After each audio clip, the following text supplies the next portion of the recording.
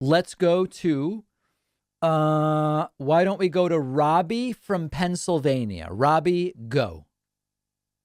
Hello. So I was gonna ask you, is my microphone okay? It's okay. Yeah. Okay. So I was gonna ask you what you think of the Shelby County versus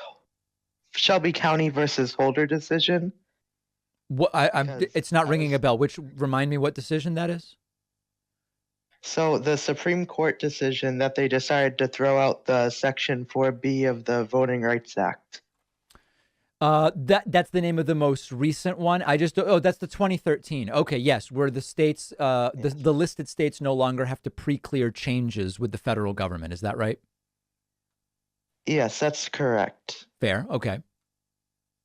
So I was gonna ask you, like, what do you think about that decision? Because I don't, um, like, the new Texas laws that have been put in place have been kind of because of that decision, because you can't get pre-clearance to the Justice Department Right. before the laws are put in place, right? I think it's a disaster. I think it's a disaster. There's a bunch of the states affected. North Carolina is an example. Wisconsin is an example.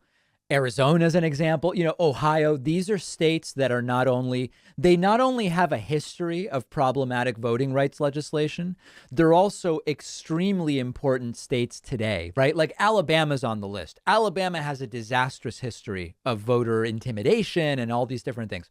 But when's the last time Alabama was in play, right, in a presidential election?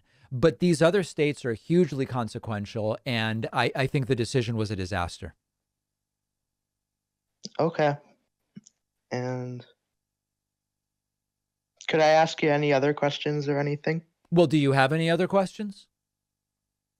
Yeah, so I'm from Pennsylvania. I was just listening to the recent conversation you were having with the other guy.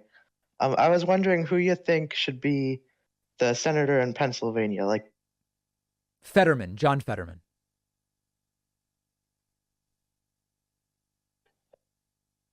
Hello.